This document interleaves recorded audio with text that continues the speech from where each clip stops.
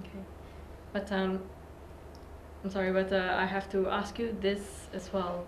There was a very open support for Zaid Ibrahim during the PKR elections. And also there was this talk in your blog, in RPK's blog, that together with Zaid Ibrahim we should form a third force or something to that effect. So All right. why is there two different ideas now? I mean, him with Akim and you with MCLM. Firstly, I'd be very, very grateful if you could point out to me one single posting in my blog that came out in support of Zaid. I presume you're referring to his contest for the deputy presidency. I'd be grateful if you could show me even one posting where I came out in support of Zaid in his contesting the deputy presidency. I cannot speak on behalf of RPK.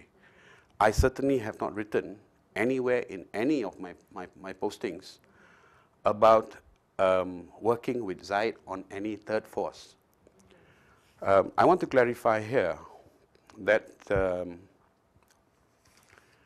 I was essentially concerned about the politics in PKR from late last year when we saw the problem in Sabah, the matter of the Sabah PKR leadership.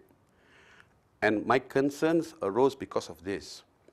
Malaysia Kini had reported that Datuk Nahalan, who was then, I think, the divisional leader of Batu Sapi, if I'm not mistaken, he was then the divisional leader. Malaysia Kini had quoted him as saying that at the height of the problems there when Jeffrey Kitingan had apparently the support of 17 out of 25 divisions, yet PKR headquarters had their own preferred choice, and there seemed to be that tension. And then it was put out in public space that Datuk Sri Anwar was supportive of Tamrin Jaini.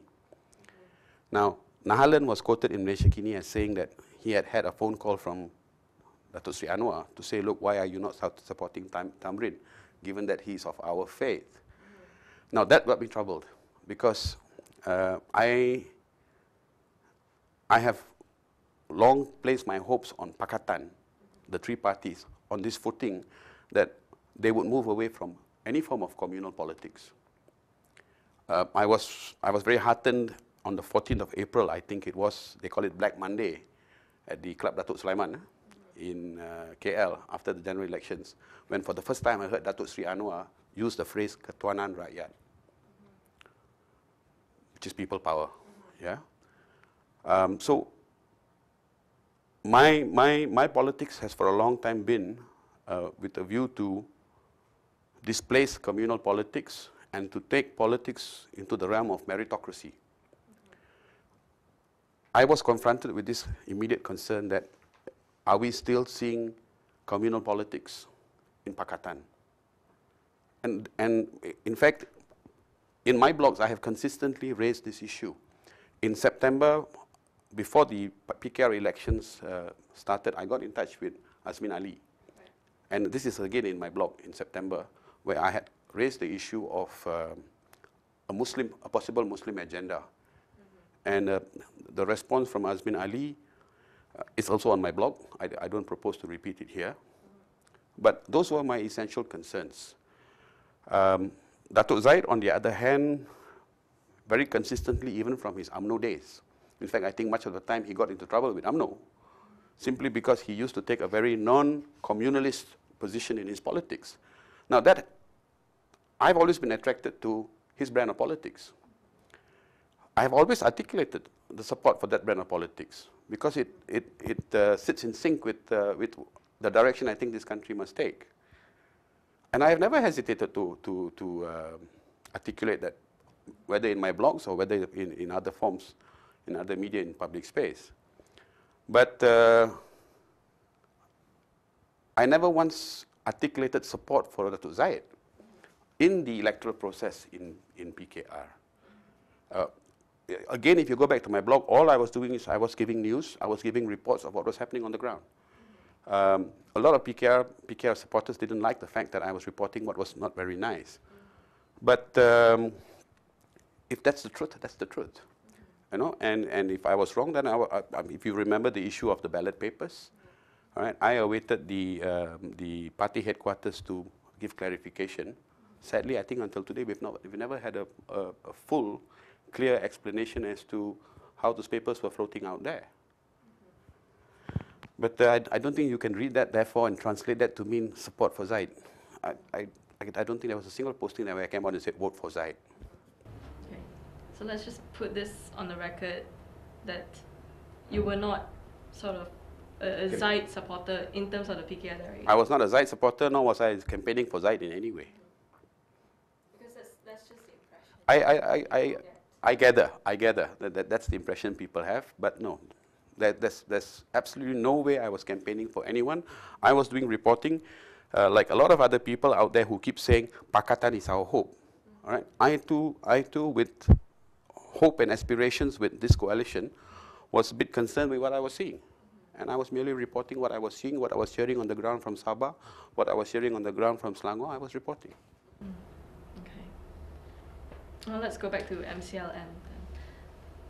You, RPK recently announced that Malik Imtiaz would be one of the future candidates. Good candidate, yeah? Yeah. But why release your candidates one by one? Is there a method to this? Okay.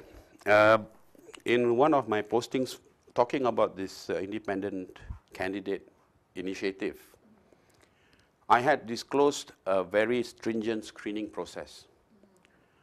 What we are requiring the candidates to do is to, one, swear a statutory declaration as to assets, and to give us a full, detailed profile.